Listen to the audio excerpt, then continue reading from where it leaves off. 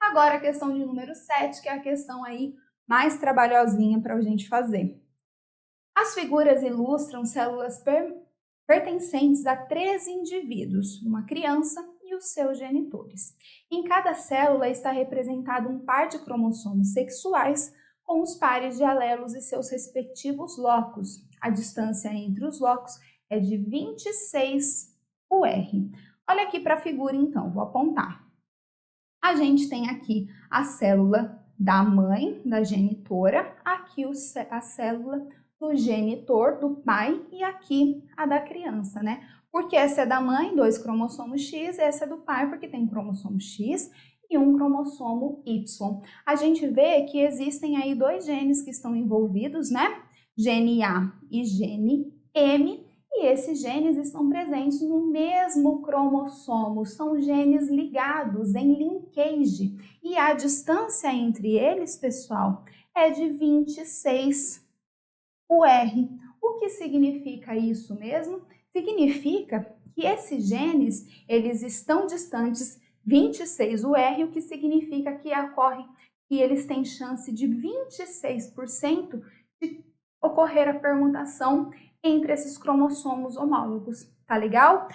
No homem isso não acontece porque ele tem um cromossomo X e um cromossomo Y e ele tem apenas os alelos azão, hemão, tá bom?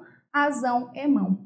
Essa mãe, ela é heterozigota, né? Ela é azão, azinho, hemão, heminho, tá? Olha para o genótipo da criança. Essa criança, ela é do sexo masculino, ela apresenta genótipo aí para esses genes, azinho, hemão. Vamos continuar, depois a gente faz mais considerações. Olha a letra A. O alelo dominante no genótipo da criança foi herdado de qual dos genitores? Qual fenômeno permitiu que a composição genotípica da criança fosse diferente dos genitores? Pessoal, genes ligados podem sofrer permutação, podem sofrer o que nós chamamos de crossing over. Em qual porcentagem? Com qual frequência? Em 26% dos casos. Quando a gente olha para a configuração genotípica aqui da mãe, que é heterozigota, a gente vê que ela tem configuração cis. O que isso significa? Significa que os alelos dominantes se encontram no mesmo par de homólogos, enquanto os alelos recessivos se encontram no outro par de homólogos, ok? Então, ela tem uma configuração que nós chamamos de cis. Essa é a configuração que gera gametas que nós chamamos de gametas parentais, tá? Os gametas podem ser azão, hemão ou azinho, heminho. Entretanto, em 26% dos casos, esses genes vão sofrer permutação, eles vão trocar de local, ou seja, teremos em 26% dos casos células que formarão os gametas que terão configuração trans. Na configuração trans, o que a gente tem para essa mulher? A gente tem que ela vai ser azão, Bzinho em um cromossomo permutado, né? E no outro azinho, Bzão. Esses gametas formados a partir da configuração trans, eles são chamados de gametas recombinantes, tá legal? Isso não acontece no homem porque ele não tem o par de cromossomo homólogo aí, ele tem X e Y. Gente, olha a pergunta. O alelo dominante no genótipo da criança foi herdado de qual dos genitores? Qual fenômeno permitiu a composição genotípica da criança fosse diferente dos seus genitores? O processo, pessoal, o fenômeno que permitiu foi o crossing over ou permutação. Olha aqui, azão, heminho. Azão, heminho, esse cromossomo aqui foi herdado da mãe, tá? Herdou do pai o cromossomo Y, herdou da mãe o cromossomo X, só que um cromossomo X aí com permutação, tá? Que sofreu crossing over, então houve fusão aí de um gameta recombinante dessa mãe. Olha aqui, azão, heminho. Opa, azinho, hemão. Coloquei Bzão, deixa eu consertar aqui, que é M, né? O nome do gene. Então, eminho, aqui emão, azão, eminho, azinho, emão. Aqui também é azinho, emão, ou seja, o gene dominante emão veio da mãe, o processo crossing over. Vamos olhar aqui a possível resposta. O alelo dominante M foi herdado do pai da criança. Não, gente, da mãe da criança.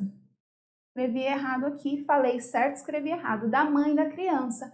O fenômeno que permitiu que a composição genotípica da criança fosse diferente de seus parentais foi a permutação ou crossing over, ok? Olha a letra B. Com relação aos genes representados, qual a porcentagem esperada de ovócitos portadores apenas de alelos recessivos gerados pela mulher?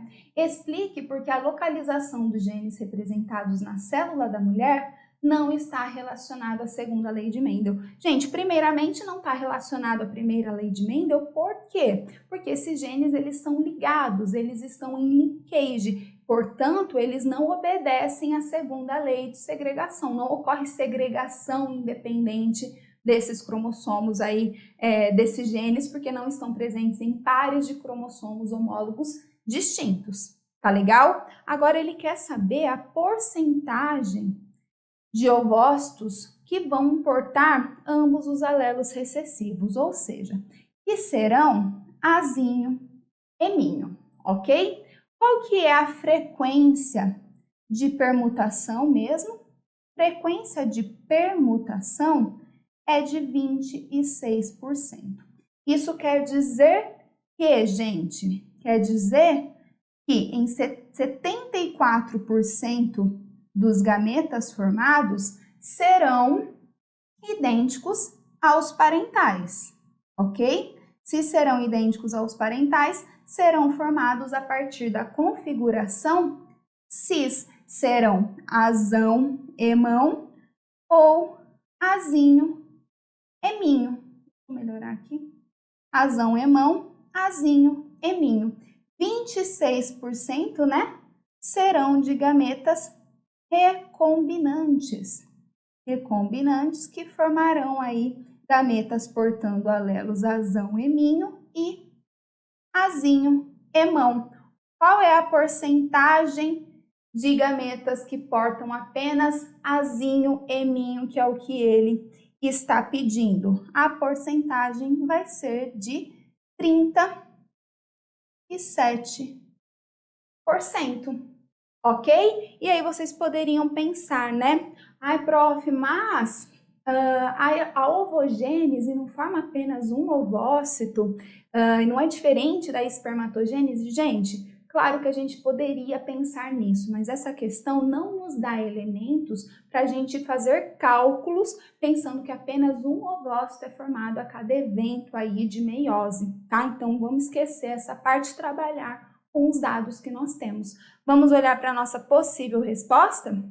Vou até apagar aqui porque ficou em cima da explicação, né?